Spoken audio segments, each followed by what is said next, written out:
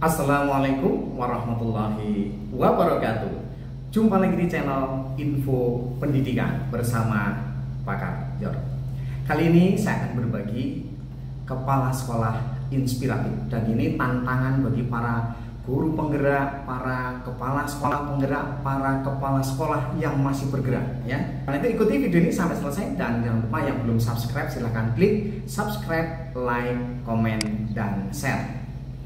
Bapak Ibu sekalian, terkait kepala sekolah inspiratif ini ada sebuah kasus yang saya bacakan. Nanti teman-teman bisa memberikan komen sesuai dengan kemampuan masing-masing ya. Begini, ada sekolah SD Langit namanya ya, ini kedatangan kepala sekolah baru, dan misalkan kepala sekolah barunya itu Anda sebagai seorang penggerak, guru penggerak, atau kepala sekolah penggerak, atau mungkin kepala sekolah yang masih bergerak, itu ya, itu tadi. Misalkan Anda datang di sekolah itu, nah kondisi sekolahnya atau situasinya atau situation dan teksnya itu begini. Suatu sekolah ini memiliki keragaman masalah, mulai masalah kedisiplinan, pembelajaran yang lebih banyak ceramah, kemudian sarana pembelajaran yang kurang layak, hingga para orang tua tak mau ya, orang tua di sekitar itu tidak mau mendaftarkan anaknya ke sekolah itu. Ini padahal sekolah paling ujung di sebelahnya sudah nggak ada sekolah lagi gitu ya. Ini nggak ada yang mau daftar di situ. Nah itu permasalahannya ya. Kemudian sekolah tidak diminati oleh masyarakat sekitar, dan ketika kepala Anda sebagai calon kepala sebagai kepala sekolah yang datang baru tadi datang ke sekolah itu jam 6.30, ternyata belas belum ada gurunya sama sekali, dan siswa pun baru beberapa. Inilah kondisi yang sebenarnya kejadiannya seperti itu. Nah, seandainya Anda sebagai seorang kepala sekolah yang baru ditugaskan di situ, ini tantangan para sekolah guru penggerak, kepala sekolah penggerak, dan kepala sekolah yang masih bergerak. Itu kira-kira apa yang akan pertama kali aja, satu saja, pertama kali apa yang Anda lakukan? Ya. Nanti silahkan buat di komen untuk menjelaskan kira-kira langkah pertama apa untuk merubah sekolah ini bisa menjadi kelasnya sekelas dunia. Baik, nah ini karena yang saya katakan kepala sekolah inspiratif ini adalah kepala sekolah yang berhasil menerapkan pembelajaran itu berkelas dunia. Ini luar biasa, ya toh? Itu yang saya katakan kenapa dikatakan inspiratif. Teman-teman, apa yang dilakukan kepala sekolah inspiratif itu? Ini mungkin bisa menjadi inspirasi teman-teman kepala sekolah ya. Yang pertama, dia menata gurunya yang biasanya pembelajaran secara konvensional menjadi pembelajaran yang aktif ya. Di ruang kelasnya yang menarik dan menyenangkan. Itu yang dibuat pertama. Ya. Jadi itu yang dilakukan oleh kepala sekolah yang datang tadi, karena dia sudah bingung harus ngapain, kondisinya sudah nggak jelas begitu ya. Itu yang pertama, luar biasa. Karena dengan gurunya berubah, mindsetnya berubah, keterampilannya berubah, cara ngajarnya berubah, menyenangkan bagi siswa, itu merubah semua tatanan yang ada di sekolah itu. Itulah kenapa gurunya yang dirubah pertama. Yang kedua, dia menata tentang kedisiplinan. Jadi mulai dari kehadiran sampai dengan jam pulang, itu mulailah berjalan dengan baik. Sekitar 3 bulan mereka merubah kebiasaan mereka dan sudah menata diri. Artinya tentang kedisiplinan sudah bisa dilakukan 3 bulan. Luar biasa ya. Artinya kepala sekolah itu juga bisa memberi contoh, bukan hanya bisa ngomong, ya kan? Seperti itu. Itulah kepala sekolah. Kemudian yang ketiga, membuat para guru terus belajar dan bekerja sama meningkatkan kualitas pembelajaran. Jadi dia dengan inisiatif dia itu mengembangkan namanya KKG. Kalau itu kan kepala sekolah SD betul ya. KKG di sekolahnya itu hidup untuk saling membantu, untuk saling berbagi. Nah, inilah bisa mengoptimalkan seperti itu. Artinya dia nggak sendiri ternyata kepala sekolah itu. Gitu ya teman-teman. Kemudian kepala sekolah ya, dengan adanya tadi KKG di sekolahnya itu, akhirnya semua berubah, saling membantu. Guru yang sudah berhasil ngajarnya dengan baik, pembelajaran berpusat pada siswa, pembelajarannya menarik dan berhasil, hasilnya siswanya bagus, itu membantu guru yang lain, mendiseminasikan dengan yang lain, ngajari yang lain, mengcoaching yang lain. Itu yang dilakukan. Jadi guru yang dicecer dulu sampai bisa menjaga, dan sampai dia sadar bahwa ini adalah merasa dia nyaman sebagai seorang guru, merasa dihargai oleh siswa, merasa dihargai oleh masyarakat. Hebatnya itu, teman-teman. Nah, kemudian dana BOS. Nah, ini dana BOS 30% untuk mendukung peningkatan mutu pembelajaran. Itu disiapkan. Dan itu bersama guru, berdasarkan berbasis data, kekurangannya apa, kelemahannya apa, yang dimiliki apa, dilakukan itu. Ya, kepemimpinan bersama, dan yang kerennya itu dia berbasis aset. Sekolahnya sangat minim tadi. Itu, teman-teman.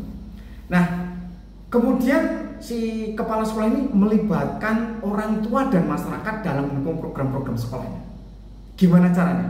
Dia merangkul, ngajak ya para wali murid dikumpulkan di sekolah, diajak berbicara. Kalau kita pengen baik, kita harus jangan merasa nyaman dengan kondisi yang tidak nyaman ini. Itu yang dilakukan. Keren, menurut saya keren sekali. Hasilnya apa? Nah, tadi kan jawaban 1, 2, 3 sampai 6. Terus hasilnya apa? Pembelajarannya aktif, dapat berjalan dengan baik. Semua kelas bisa berjalan dengan baik. Pakem sudah berhasil, kemudian beberapa program unggulan sudah bisa dilaksanakan dengan baik. Luar biasa. Tapi kepala sekolah itu masih belum nyaman, belum merasa belum berhasil, teman-teman, dengan seperti itu. Ya, dia berpikir bahwa kalau cuma begini pasti jenuh nanti jadi.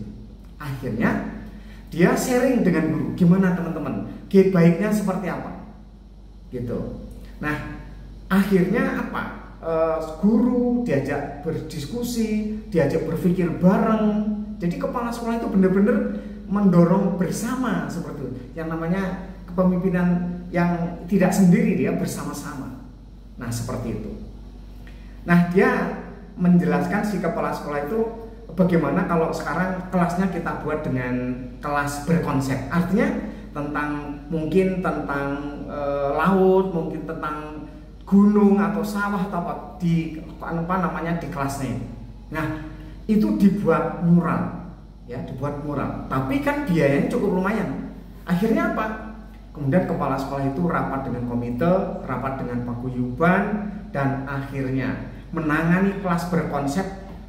Semua yang menangani adalah mereka paguyuban, bukan dari sekolah. Bantuan dari mereka. Mereka mau mengerjakan itu. Karena apa? Dorongan, karena memang sudah terobsesi bahwa ini akan bagus sekolah ini.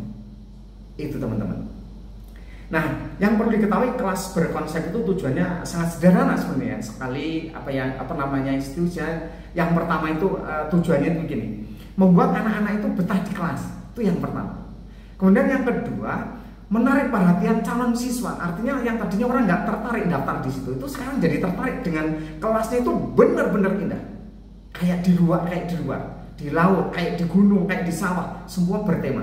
Dan guru atau wali kelas yang ditempatkan itu tidak boleh membuat tema yang sama, harus berbeda supaya konsepnya berbeda. Hebatnya itu, teman-teman. Kemudian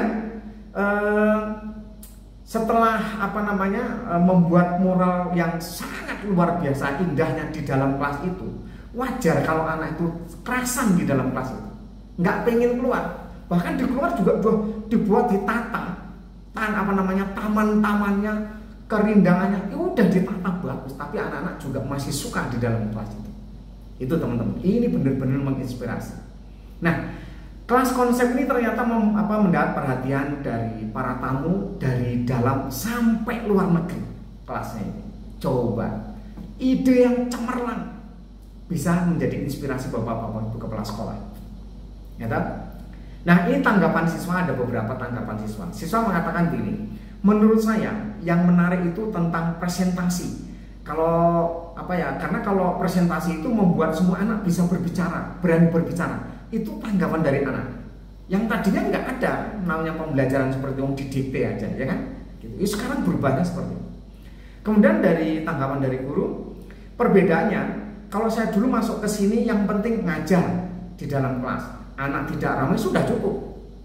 Tapi kan kepala sekolah yang sekarang ini beliau lebih ngerti tentang apa yang harus dilakukan guru kepada anak muridnya.